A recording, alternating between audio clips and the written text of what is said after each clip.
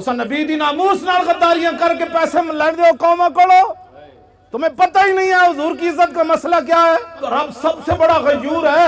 حضور نے فرمایا سب تو بڑا غیرت مند رب ہے. جناب یوسف علیہ السلام دے بھائیاں نے جناب یوسف علیہ السلام نو کھوہ وچ سٹیا نا تے قافلہ آ گیا، انہیں ڈول پایا تے جناب یوسف ڈول پکڑ کے تے کنویں دے باہر آ گئے. قالو یا بشرا ھذا غلام، وہ کہنے لگے وہ کتنی خوشخبری والی بات ہے، یہ وچوں بچہ خوبصورت نکل آیا. بھائی پھر نسدے آئے، انہیں کہا تو ساڑا بھجیا ہوا غلام ہے. انہیں کہا ان کی پروگرام ہے. انہیں کہا وَشَرَوْا بِثَمَنٍ بَخْسٍ دَرَاهِمَ مَعْدُودَةٍ وَكَانُوا فِيهِ مِنَ الزَّاهِدِينَ. انہیں کیسی ہے غلام بیچنا ہے، نسن دی بڑی بھیڑی عادت ہے، چند کھوٹے درہم ہی دے دیو اسی یہ غلام بیچنا ہے. جناب یوسف دی قیمت لگی بازار مصر وچ. اے علماء کم از کم 6 مہینے جمعہ پڑھا سکتے ہیں سورہ یوسف دے ہوتے، تسی کیوں نہ پڑھاندے جمعے؟ سورہ یوسف پڑھ کے دسو قوم نو کہ جناب یوسف دی صرف قیمت پئی ہے بازار وچ. رب 7 سال قات لے آیا مصر وچ، 7 سال قات سالی آ گئی. دودھ پیندا بچہ بھی جدو جناب یوسف دے پیراں وچ وکیا نہیں سی نا، دودھ پیندا بچہ بھی جدو ماں پیو ویچ کے نہیں سننا گئے، اس وقت تا رب قات نہیں ہٹایا. رب اپنے نبیوں دی عزت دے بارے اتنا غیور ہے، وہ تو جناب یوسف ہے. اور امام الانبیاء کی بات تو ہے ہی نرالی. اسے زندگی نو کچھ نہیں کرنا، اسے زندگی نو. حضرت خبیب بن عدی دی قبر ہے جی کدھر نشان؟ حضرت خبیب بن عدی صحابی رسول دی قبر دا نشان ہے. مشرکین مکہ نے آپ نو سولیوں تے بدھیا، پہلے سولیوں تے بن کے نا پھر انہاں پورے عرب نو بلایا. انہاں کیا امام الانبیاء دے غلامہ نے جدہ جدہ بندہ ماریا، جنہوں نقصان پہنچایا. ایک غلام قابو آ گیا خبیب بن عدی، اسی نو بند دیتا ہے سولیوں تے. آؤ تے تلواراں تے نیزے لے آؤ تے چھرے لے آؤ تے چاقو لے آؤ تے تیر لے آؤ. ایک بندے کو تسی بدلہ لو. تسی سوچ سکتے ہو ایک بندے کو کتنا بدلہ انہاں لے ہونا. سب تو زیادہ ظلم خبیب بن عدی نال ہویا. انہاں کینچیاں نال آ کے آپ دا ایک ایک جسم کٹیا اور آپ نے پھر تختہ دار ہوتے ترانہ پڑھیا. مکہ تو حضور بہت بعد اچ فتح ہویا نا جی. آپ نے جتھے مقام تنعیم ہے نا مسجد عائشہ، اس مقام ہوتے آپ نے تختہ دار جدو آپ دا جسم کٹ رہے سن نا اور دوروں ہٹ کے نشانہ بن رہے سن. لو تو نہیں سی نا، خبیب بن عدی دا جسم تا انسان والا ہی سی نا. دوروں ہٹ کے انہاں دے نشانہ باز، دوروں ہٹ کے آپ تے تلواراں نال آپ تے چھوڑے لا رہے سن. ایک ایک جسم نے ایک چھوڑے جو لکڑی دے چھوڑے لاندے انج لا رہے سن تے آپ انج تختہ دار ہوتے بدھے ہوئے سن. تے آپ نے انہوں نے ویکھ کے فرمایا تم کیا سمجھتے ہو کہ میں نے جن کا کلمہ پڑھا ہے میں بے وفائی کر جاؤں گا؟ آپ نے تختہ دار ہوتے پھر ترانہ پڑھیا اور ترانہ تا محفوظ رہ گیا کہ حضرت سعید بن عامر الجمحی بعد جدو مسلمان ہوئے تے حمص دے گورنر بنے تے فاروق اعظم کو شکایت آئیاں بھئی گورنر نو مرگی دی بیماری ہے. 4 شکایتان اے علماء بیان کرو. اور کیوں نہ بیان کر دے تسی سیاست؟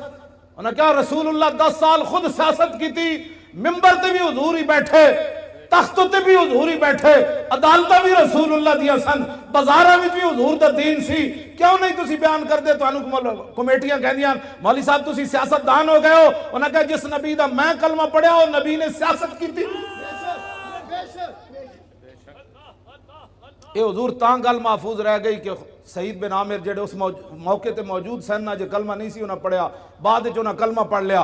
انہاں پھر صحابہ نو دسیا سی کہ انہاں نہ تے آپ نو جدو حضرت عمر کو 4 شکایتاں آئیاں نا بھئی انہوں مرگی دی بیماری، حضرت عمر نے حمص سے تو طلب کیتا. میں جدو حمص دی حدود داخل ہویا نا جی ملک شام جدو میں گئے سی تو میری اکھاں رون لگ پئیاں سن کہ اے او شہر ہے جدے وچ گورنر حضرت سعید بن عامر الجمحی. قبر میں نو نہیں ملی، میں اتھے حاضری ضرور دی خالد بن ولید دی قبر تے، آپ دی قبر میں نو مل گئی، میں اتھے حاضری دیتی. بہرحال سعید بن عامر الجمحی جدو حضرت عمر کو آئے نا 4 شکایتاں سن، انہاں وچ ایک مرگی دی بیماری. آپ نے فرمایا تو انہوں مرگی دی بیماری روزانہ ڈھائے پاندے ہو، بے ہوش ہو جاندے ہو؟ آپ نے عرض کی تھی نہیں. انہاں کہا پھر بے ہوش کیوں ہوندے ہو؟ فرمایا جدو جسم کٹیا جا رہے سی نا سولی تے بن کے اس ویلے میں موجود سی تے میں جدو تصور کرنا میں بے ہوش ہو جانا. اتنا بڑا ظلم ہویا سی حضرت خبیب بن عدی نال. خبیب بن عدی نے تختہ دار ہوتے ترانہ پڑھیا، سنا دے ماں.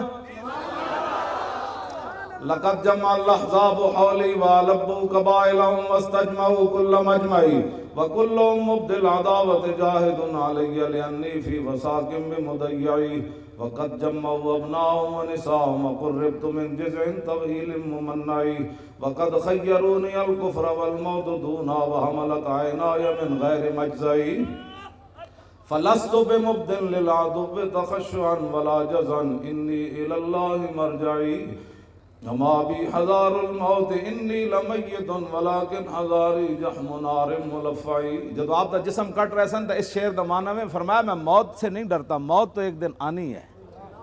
وما بی حذار الموت انی لمیت، فرمایا موت میرا کچھ نہیں بگاڑ سکتی، آج نہیں تو کل تو اس نے آنا ہی تھا. ولیکن حذاری جحم نار ملفعی، میں تے اس جہنم دی اگ دے شعلے کو ڈرنا جڑا پورا لپیٹ چ لے لوی گی. ہاں فرمایا موت سے میں نہیں ڈرتا، میں تو اس آگ سے ڈرتا ہوں کہ حضور سے بے وفائی ہو گئی تو پھر کیا ہوگا.